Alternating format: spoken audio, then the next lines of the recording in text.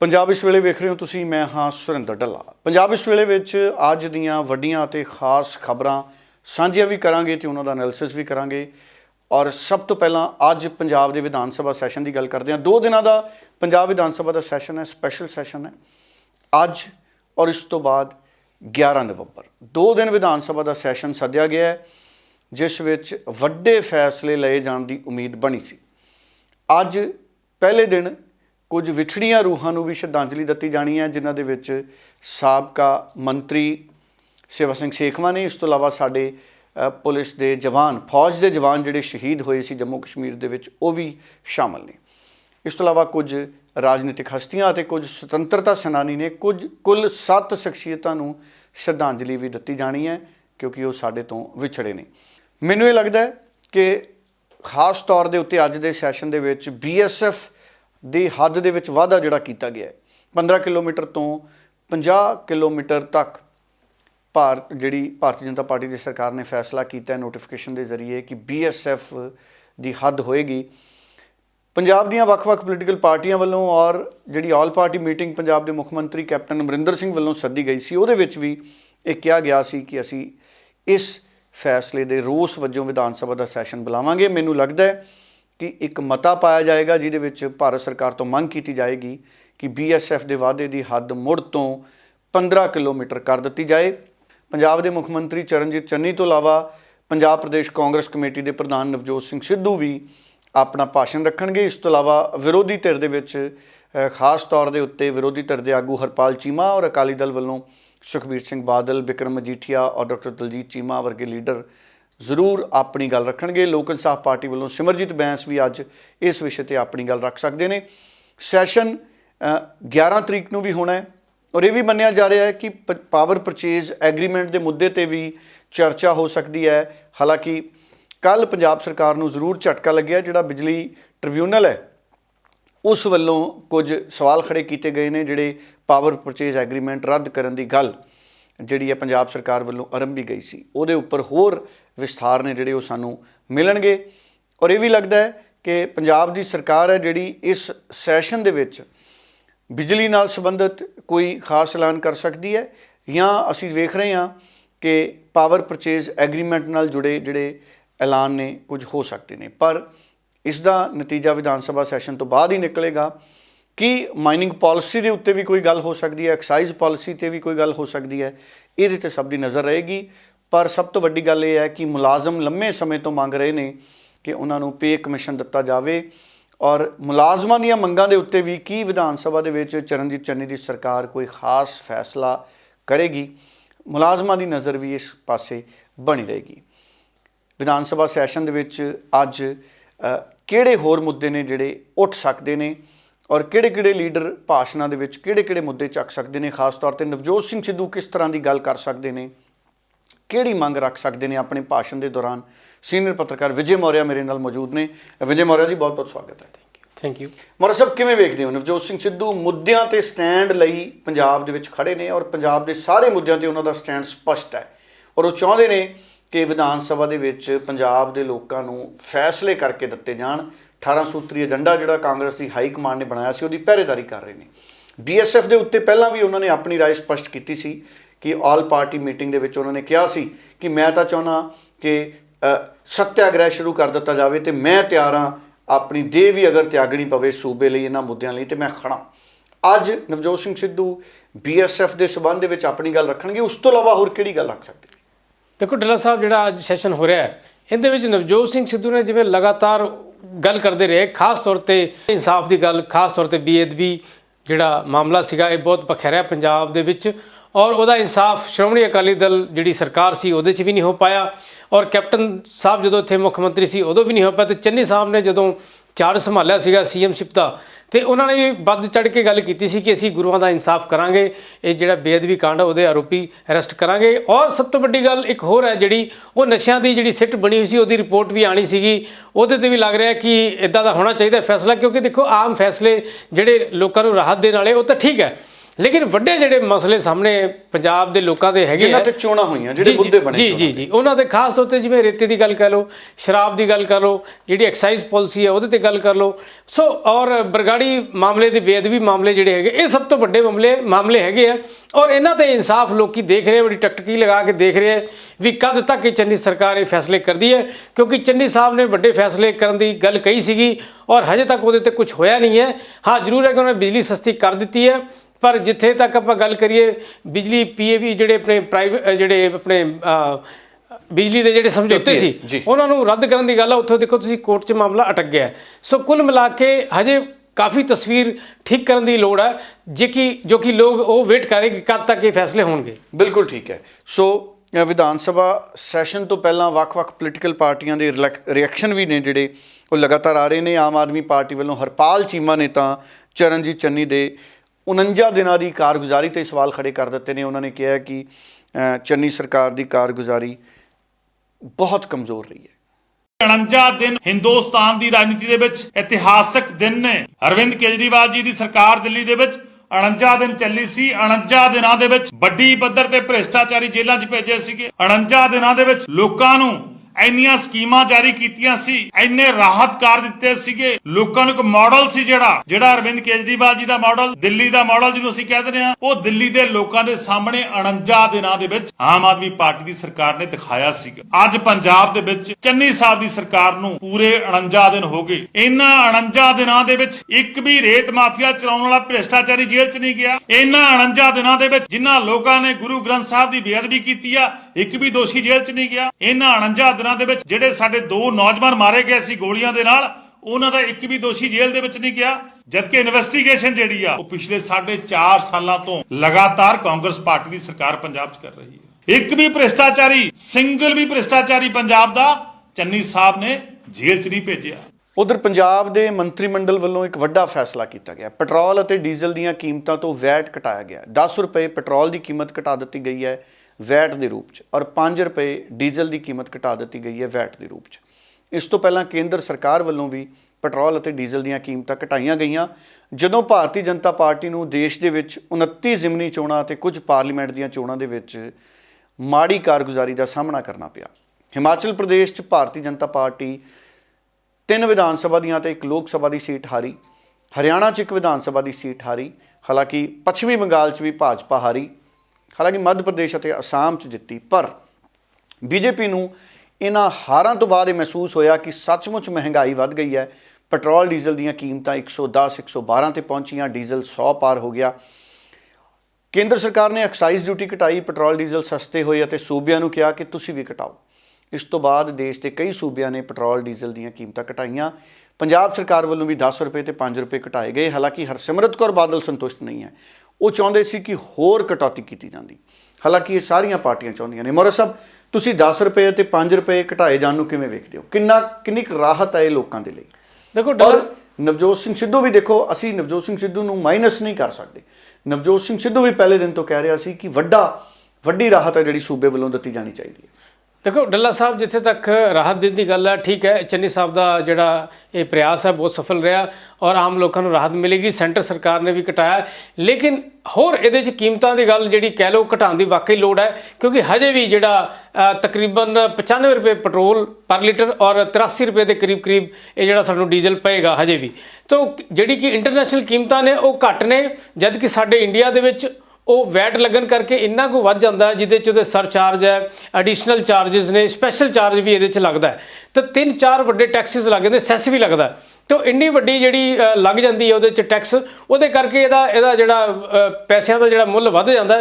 ਤਾਂ ਮੈਨੂੰ ਲੱਗਦਾ ਕਿ ਕੇਂਦਰ ਸਰਕਾਰ ਹੋਵੇ ਜਾਂ ਪੰਜਾਬ ਸਰਕਾਰ ਹੋਵੇ, ਉਹਨੂੰ ਹੋਰ ਸੈੱਟ ਕਰਨ ਦੀ ਲੋੜ ਹੈ। ਹੱਦ ਬਣਨੀ ਚਾਹੀਦੀ। ਮੇਰਾ ਇਹ ਮੰਨਣਾ ਹੈ ਕਿ ਡੀਜ਼ਲ ਹੈ ਜਿਹੜਾ ਉਹ 50 ਰੁਪਏ ਲੀਟਰ ਹੋਣਾ ਚਾਹੀਦਾ ਸਾਡੇ ਮੁਲਕ 'ਚ, ਔਰ ਪੈਟਰੋਲ 60 ਰੁਪਏ ਪ੍ਰਤੀ ਲੀਟਰ ਹੋਣਾ ਚਾਹੀਦਾ, ਤਾਂ ਕਿ ਇੱਕ ਸਮਾਨਤਾ ਆਵੇ ਔਰ ਇਹਦੇ ਨਾਲ ਹੀ ਮਹਿੰਗਾਈ ਘਟੇਗੀ। ਜਦੋਂ ਪੈਟਰੋਲ ਅਤੇ ਡੀਜ਼ਲ ਦੀਆਂ ਕੀਮਤਾਂ ਵੱਧਦੀਆਂ ਨੇ ਤੇ ਫਿਰ ਯਾਤਰੀ ਕਿਰਾਏ ਵੱਧਦੇ ਨੇ, ਟੈਕਸੀ ਦਾ ਕਿਰਾਇਆ ਵੱਧਦਾ ਹੈ, ਆਟੋ ਦਾ ਕਿਰਾਇਆ ਵੱਧਦਾ ਹੈ, ਸਕੂਲੀ ਬੱਚਿਆਂ ਦੀਆਂ ਫੀਸਾਂ ਵੱਧ ਜਾਂਦੀਆਂ ਨੇ, ਨਾਲ ਸਬਜ਼ੀਆਂ ਵੱਧ ਜਾਂਦੀਆਂ ਨੇ, ਖਾਣ ਪੀਣ ਦੀ ਹਰ ਵਸਤੂ ਹੈ ਜਿਹੜੀ ਵੱਧ ਜਾਂਦੀ ਹੈ। ਔਰ ਕੱਲ੍ਹ ਭਾਰਤੀ ਜਨਤਾ ਪਾਰਟੀ ਦੀ 5 ਸੂਬਿਆਂ ਦੀ ਜਿਹੜੀ ਕਾਰਜਕਾਰਨੀ ਦੀ, ਰਾਸ਼ਟਰ ਕਾਰਜਕਾਰਨੀ ਦੀ ਬੈਠਕ ਸੀ, ਕੌਮੀ ਕਾਰਜਕਾਰਨੀ ਦੀ ਬੈਠਕ, ਉਹ 'ਚ 5 ਸੂਬਿਆਂ ਦੇ ਲੋਕ ਗਏ, ਲੀਡਰ ਗਏ। ਪੰਜਾਬ ਵੱਲੋਂ ਵੀ ਪੰਜਾਬ ਦੇ ਜਿਹੜੇ ਲੀਡਰ ਨੇ ਗਏ ਨੇ। ਮੋਰਾ ਸਾਹਿਬ, ਭਾਰਤੀ ਜਨਤਾ ਪਾਰਟੀ ਦੀ ਇਸ ਕਾਰਜਕਾਰਨੀ ਦੀ ਬੈਠਕ 'ਚ ਵੀ ਕੀ ਆਹ ਗੱਲ ਉੱਭਰ ਕੇ ਆਈ ਕਿ ਪੈਟਰੋਲ ਡੀਜ਼ਲ ਦੀਆਂ ਕੀਮਤਾਂ ਸਾਨੂੰ ਨੁਕਸਾਨ ਦੇ ਰਹੀਆਂ? ਦੇਖੋ ਡੱਲਾ ਸਾਹਿਬ, ਜਿਹੜੀ ਅੱਜ ਮੀਟਿੰਗ ਸੀਗੀ, ਕੱਲ ਮੀਟਿੰਗ ਸੀ, ਮਾਫ ਕਰਨਾ, ਕੱਲ ਜਿਹੜੀ ਮੀਟਿੰਗ ਸੀਗੀ ਬੀਜੇਪੀ ਦੀ ਰਾਸ਼ਟਰ ਕਾਰਜਕਾਰਨੀ ਦੀ ਸੀ, ਖਾਸ ਤੌਰ ਤੇ 5 ਵਿਧਾਨ ਸਭਾ ਜਿਹੜੀ ਯੂਪੀ, ਪੰਜਾਬ, ਮਣੀਪੁਰ, ਗੋਆ ਦੇ ਵਿੱਚ, ਉੱਤਰਾਖੰਡ ਦੇ ਵਿੱਚ ਚੋਣਾਂ ਹੋਣੀਆਂ, ਉਹਦੇ ਵਿੱਚ ਕਿਸ ਤਰ੍ਹਾਂ ਪਾਰਟੀ ਅੱਗੇ ਜਾਵੇ ਔਰ ਕਿਸ ਤਰ੍ਹਾਂ ਜਿੱਤ ਪ੍ਰਾਪਤ ਕਰੇ, ਉਸ ਨੂੰ ਲੈ ਕੇ ਮੰਥਨ ਹੋਇਆ। ਔਰ ਇਸ ਮੀਟਿੰਗ ਦੇ ਵਿੱਚ ਕੇਂਦਰ ਸਰਕਾਰ ਦੀ ਉਪਲਬਧੀਆਂ, ਖਾਸ ਤੌਰ ਤੇ ਵੈਕਸੀਨੇਸ਼ਨ ਨੂੰ ਲੈ ਕੇ ਵਧਾਈ ਦਿੱਤੀ ਗਈ ਕਿ ਬੜਾ ਅੱਛਾ ਕੰਮ ਕੀਤਾ ਪੂਰੇ ਦੇਸ਼ ਦੇ ਵਿੱਚ, ਹੋਰ ਵੀ ਬੜਾ ਗੁਣਗਾਨ ਕੀਤਾ ਗਿਆ। ਔਰ ਇਹਦੇ ਵਿੱਚ ਕਿਤੇ ਨਾ ਕਿਤੇ ਇਹ ਵੀ ਸੀਗਾ ਟੀਸੀ ਬੀਜੇਪੀ ਨੂੰ ਕਿ ਜਿਹੜੀ 29 ਵਿਧਾਨ ਸਭਾ ਸੀਟਾਂ ਪੂਰੇ ਆਲ ਇੰਡੀਆ ਲੈਵਲ 'ਚ ਹੋਈਆਂ ਔਰ 4 ਲੋਕ ਸਭਾ ਚੋਣਾਂ ਹੋਈਆਂ, ਉਹਦੇ 'ਚ ਬੀਜੇਪੀ ਦੀ ਹਾਰ ਹੋ ਗਈ। ਹਾਲਾਂਕਿ ਮੱਧ ਪ੍ਰਦੇਸ਼ ਤੇ ਅਸਮ 'ਚ ਜਿੱਤੇ, ਲੇਕਿਨ ਕਾਂਗਰਸ ਦਾ ਜਿੱਥੇ ਹਿਮਾਚਲ 'ਚ ਅਗਲੇ ਸਾਲ ਚੋਣਾਂ ਨੇ ਉੱਥੇ ਹਾਰ ਗਈ। ਉੱਥੇ ਵੀ ਕਿਹਾ ਜਾ ਰਿਹਾ ਕਿ ਉੱਥੇ ਕਾਂਗਰਸ ਦੀ ਸਰਕਾਰ ਆ ਸਕਦੀ। ਤਾਂ ਇਸ ਤਰ੍ਹਾਂ ਬੀਜੇਪੀ ਨੂੰ ਬੜਾ ਕਰਾਰਾ ਝਟਕਾ ਲੱਗਿਆ। ਤੁਸੀਂ ਦੇਖਿਆ ਇਸ ਝਟਕੇ ਨੂੰ ਮਹਿੰਗਾਈ ਦੇ ਰੂਪ 'ਚ ਦਿੱਤਾ ਗਿਆ। ਜੈਰਾਮ ਠਾਕੁਰ ਜਿਹੜੇ ਹਿਮਾਚਲ ਪ੍ਰਦੇਸ਼ ਦੇ ਮੁੱਖ ਮੰਤਰੀ, ਉਹਨਾਂ ਨੇ ਬਿਆਨ ਆਇਆ ਸੀਗਾ ਕਿ ਮਹਿੰਗਾਈ ਸਾਨੂੰ ਲੈ ਡੁੱਬੀ। ਤਾਂ ਕਿਤੇ ਨਾ ਕਿਤੇ ਬੀਜੇਪੀ ਦੇ ਵਿੱਚ ਇਹ ਅਹਿਸਾਸ ਹੋ ਗਿਆ ਕਿ ਵਾਕਈ ਜਿਹੜਾ ਪੈਟਰੋਲ ਔਰ ਡੀਜ਼ਲ ਜਿਹਦਾ ਰੇਟ ਜ਼ਿਆਦਾ ਸੀਗਾ ਉਹਨੂੰ ਘਟਾਉਣਾ ਚਾਹੀਦਾ। ਔਰ ਇਸ 'ਤੇ ਮੰਥਨ ਵੀ ਹੋਇਆ ਕਿਉਂਕਿ ਪੰਜਾਬ ਔਰ ਯੂਪੀ ਦੇ ਵਿੱਚ ਖਾਸ ਤੌਰ 'ਤੇ 2022 ਦੇ ਵਿੱਚ ਚੋਣਾਂ ਨੇ ਤਾਂ ਬੀਜੇਪੀ ਕਿਸੇ ਤਰੀਕੇ ਨਾਲ ਵੀ ਯੂਪੀ ਨਹੀਂ ਹਾਰਨਾ ਚਾਹੇਗਾ ਕਿਉਂਕਿ ਉੱਥੋਂ ਨਾ ਲੋਕ ਸਭਾ ਦੀ ਜਿਹੜੀ ਸੀਟਾਂ ਵੀ ਵੱਧ ਰਹੀਆਂ, 80 ਸੀਟਾਂ ਨੇ, ਔਰ ਉੱਥੋਂ ਹੀ ਕੇਂਦਰ ਦਾ ਰਸਤਾ ਖੁੱਲ੍ਹਦਾ। ਔਰ ਕਿਸਾਨ ਅੰਦੋਲਨ ਪੰਜਾਬ ਦੇ ਵਿੱਚ ਵੀ ਚੋਣਾਂ ਨੇ, ਸਾਨੂੰ ਪਤਾ ਹੈ ਆਉਣ ਵਾਲੇ ਸਮੇਂ 'ਚ ਉੱਤਰ ਪ੍ਰਦੇਸ਼ 'ਚ ਵੀ ਚੋਣਾਂ ਨੇ। ਕਿਸਾਨ ਅੰਦੋਲਨ ਦੇ ਹੱਲ 'ਤੇ ਵੀ ਚਰਚਾ ਹੋਈ ਹੋਣੀ ਹੈ ਇਸ ਮੀਟਿੰਗ 'ਚ? ਜੀ ਡੱਲਾ ਸਾਹਿਬ, ਇਹ ਬਹੁਤ ਵੱਡਾ ਮੁੱਦਾ ਹੈ ਕਿਉਂਕਿ ਕਿਸਾਨ ਪਿਛਲੇ 1 ਸਾਲ ਤੋਂ ਦਿੱਲੀ ਦੇ ਵਿੱਚ ਬੈਠੇ ਡੇਰਾ ਲਾ ਕੇ ਔਰ ਲਗਾਤਾਰ ਇਹ ਪ੍ਰੋਬਲਮ ਵੱਧਦੀ ਜਾ ਰਹੀ ਹੈ। ਕਦੇ ਉਹਨਾਂ ਨੂੰ ਹਟਾ ਦਿੱਤਾ ਜਾਂਦਾ, ਕਦੇ ਇੱਧਰ ਕਰ ਦਿੱਤਾ ਜਾਂਦਾ ਔਰ ਸਭ ਤੋਂ ਵੱਡੀ ਗੱਲ ਕਰੀਬ 700 ਕਿਸਾਨ ਸ਼ਹੀਦ ਹੋ ਗਏ ਉੱਥੇ, ਜਿਹੜੇ ਸਾਡੇ ਬਜ਼ੁਰਗ ਸੀਗੇ ਕਿਸਾਨ ਧਰਨਾ ਦੇ ਰਹੇ ਸੀਗੇ। ਸੋ ਇਹ ਮਸਲਾ ਵੱਧਦਾ ਜਾ ਰਿਹਾ ਹੈ ਔਰ ਯੂਪੀ ਦੀ ਵਿਧਾਨ ਸਭਾ ਚੋਣਾਂ ਨੇ, ਪੰਜਾਬ 'ਚ ਵੀ ਨੇ। ਤਾਂ ਬੀਜੇਪੀ ਕਿਤੇ ਨਾ ਕਿਤੇ ਚਾਹੁੰਦੀ ਹੈ ਕਿ ਕਿਸਾਨਾਂ ਦਾ ਕੋਈ ਐਸਾ ਮੁੱਦਾ ਪੰਜਾਬ ਜਾਂ ਯੂਪੀ ਦੇ ਵਿੱਚ ਬਹੁਤ ਵੱਡੇ ਤਰੀਕੇ ਨਾਲ ਨਾ ਹੋ ਜਾਏ ਕਿ ਸਾਨੂੰ ਬਹੁਤ ਜ਼ਿਆਦਾ ਨੁਕਸਾਨ ਹੋ ਜਾਏ। ਸੋ ਉਹ ਵੀ ਇਸ ਮੀਟਿੰਗ 'ਚ ਮੰਥਨ ਚੱਲੇਗਾ ਕਿ ਕਿਸ ਤਰੀਕੇ ਨਾਲ ਇਹਨੂੰ ਹੱਲ ਕੀਤਾ ਜਾਏ ਤਾਂ ਕਿ ਬੀਜੇਪੀ ਨੂੰ ਫਾਇਦਾ ਹੋਵੇ। ਬਿਲਕੁਲ ਠੀਕ ਹੈ। ਉਧਰ ਬੀਬੀ ਹਰਸਿਮਰਤ ਕੌਰ ਬਾਦਲ ਦਾ ਵੀ ਬਿਆਨ ਸੁਣਾ ਦਈਏ ਪੈਟਰੋਲ ਅਤੇ ਡੀਜ਼ਲ ਦੀਆਂ ਕੀਮਤਾਂ ਨੂੰ ਲੈ ਕੇ, ਔਰ ਭਾਰਤੀ ਜਨਤਾ ਪਾਰਟੀ ਦੇ ਲੀਡਰਾਂ ਦਾ ਵੀ ਅਸੀਂ ਤੁਹਾਨੂੰ ਬਿਆਨ ਸੁਣਾਇਆ। ਪੰਜਾਬ ਸਰਕਾਰ ਨੇ ਅੱਜ ਵੱਡਾ ਫੈਸਲਾ ਲੈ ਕੇ ਪੈਟਰੋਲ ਦੇ ਰੇਟ ਅਸੀਂ 10 ਰੁਪਏ ਘੱਟ ਕਰ ਰਹੇ ਹਾਂ। ਅੱਜ ਹੀ ਰਾਤ ਤੋਂ 10 ਰੁਪਏ, 5 ਰੁਪਏ ਡੀਜ਼ਲ ਦੇ ਰੇਟ ਅੱਜ ਤੋਂ ਹੀ ਰਾਤ ਤੋਂ ਅਸੀਂ ਘੱਟ ਕਰ ਦਾਂਗੇ, ਜਿਹੜਾ ਕਿ ਪਿਛਲੇ 70 ਸਾਲਾਂ ਦੇ ਵਿੱਚ ਕਦੇ ਮੈਂ ਸੁਣਿਆ ਨਹੀਂ ਕਿ ਇੰਨਾ ਰੇਟ ਵੀ ਕਦੇ ਘਟਿਆ ਹੋਵੇ ਜਾਂ ਕਦੇ ਇੰਨਾ ਰੇਟ ਵਧਿਆ ਹੋਵੇ।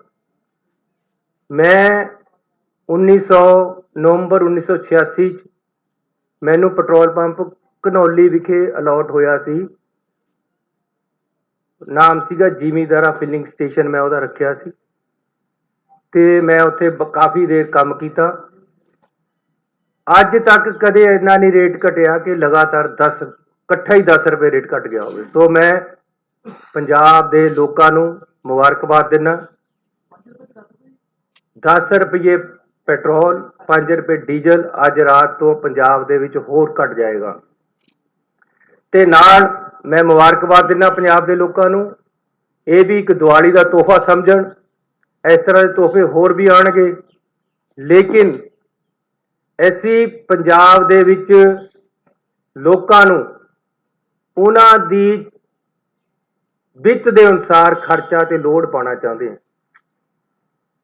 ਸਾਡੇ ਟੈਕਸ, ਸਾਡੇ ਸਰਕਾਰੀ ਬੋਝ ਲੋਕਾਂ ਦੇ ਉੱਤੇ ਇੰਨਾ ਪਿਛਲੇ ਸਾਲਾਂ ਦੇ ਵਿੱਚ ਪਾਇਆ ਗਿਆ ਹੈ, ਜਿਹੜਾ ਕਿ ਆਮ ਲੋਕਾਂ ਤੋਂ, ਮਿਡਲ ਕਲਾਸ ਫੈਮਲੀਆਂ ਤੋਂ, ਗਰੀਬ ਲੋਕਾਂ ਤੋਂ ਇੱਥੇ ਤੱਕ ਕਿ ਅਮੀਰ ਲੋਕਾਂ ਤੋਂ ਵੀ ਚੁੱਕਿਆ ਨਹੀਂ ਜਾ ਰਿਹਾ।